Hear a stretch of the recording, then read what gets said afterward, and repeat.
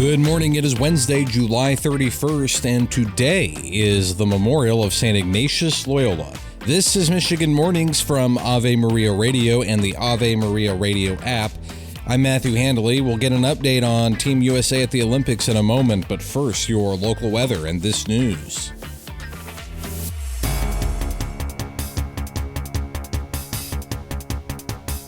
An investigation continues into a massive fire that injured more than a dozen firefighters and sent one to the hospital in Monroe Township yesterday. The fire broke out at a vacant building on South Monroe Street. The Monroe County Sheriff's Office says 17 firefighters were treated at the scene for heat-related injuries, and another firefighter was sent to a local hospital in stable condition. Several fire companies responded to the scene, including Erie, Frenchtown, Ida, Dundee, and Bedford Townships. Vice President Kamala Harris, the Democrats' presumptive presidential nominee, will make another visit to Detroit next week. Campaign officials say Harris will be accompanied by her running mate, who has yet to be announced. It will be the first time the vice president has visited Michigan since President Joe Biden announced he would not seek re-election to a second term. No other details of her visit have been confirmed yet. Her visit will coincide with next week's primary. And that primary election is on Tuesday, and one item on the ballot in Genesee County is an additional surcharge on all phone calls to fund 911 services. The increase would come in the form of $1.14 more per month, bringing the total charge to $3 per month. Flushing Mayor Joseph Karlachek says the additional charge will be used to set money aside for municipalities to purchase new radios, mobile data terminals, and fire department pagers.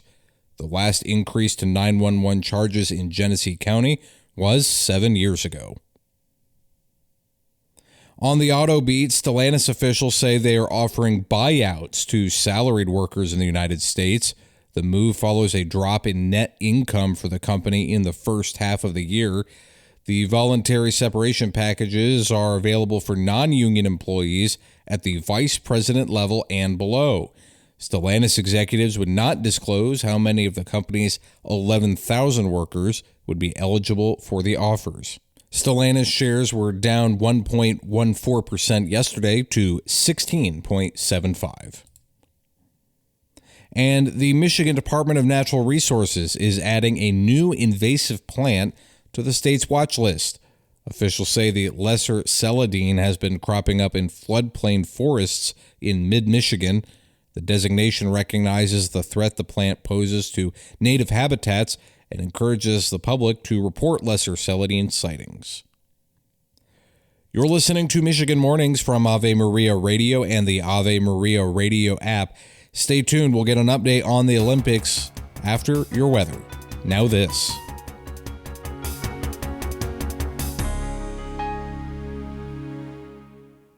The leading Catholic voices are on EWTN Radio. We want listeners to see that God has a unique and unrepeatable plan for their lives and how to rejoice in the work God's doing in their hearts and in their homes. God wants to set us free to live more abundantly. More to Life explores what that really looks like, living it out in our everyday life and relationships. More to Life with Dr. Greg and Lisa Popchak.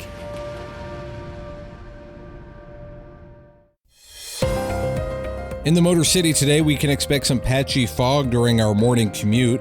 After that, we have a slight chance of showers and thunderstorms in the late afternoon. Our high will reach 89. Tonight, we have a chance of showers and thunderstorms before 11 p.m. Our low will dip to 72. Tomorrow, expect patchy fog in the morning, then mostly sunny skies throughout the day. Our high will be around 89. Friday, showers are likely in the afternoon.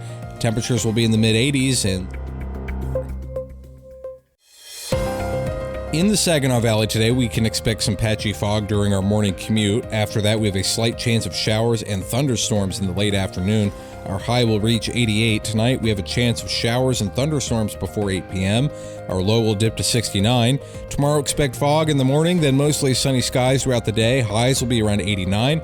Friday, showers are likely in the afternoon. Temperatures will be in the lower 80s.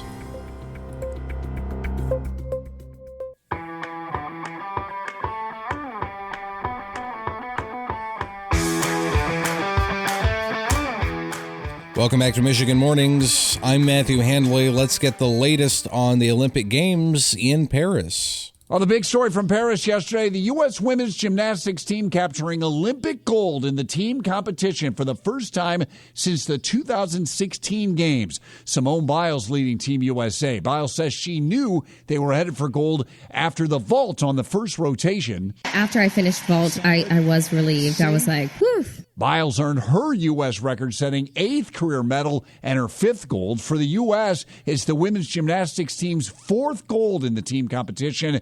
In gymnastics today, the men's all-around final is on tap. The U.S. yesterday picked up more medals in the pool, including a silver and bronze in the women's 100 backstroke from Reagan Smith and Catherine Burkhoff. The U.S. men's soccer team advanced to the knockout round with a win over Guinea. On tap today, the U.S. men's basketball team is back on the court facing South Sudan. In exhibition play, the U.S. survived by only a point against that South Sudan team. The U.S. is on top of the medal count right now with 26. France is second, 8 behind. Japan is leading in gold medals with 7. The U.S. has 4. U.S., by the way, the first country in history to surpass 3,000 medals all time. This has been an NBC News Radio Olympic Report.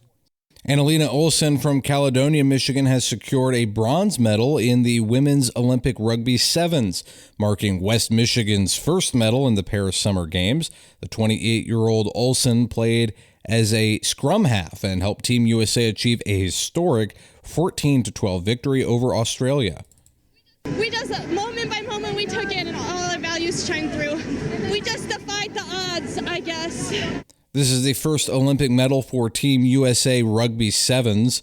The American women reached the semifinals but lost to New Zealand, which won gold, while Canada took silver. You're listening to Michigan Mornings from Ave Maria Radio and the Ave Maria Radio app. Stay with us.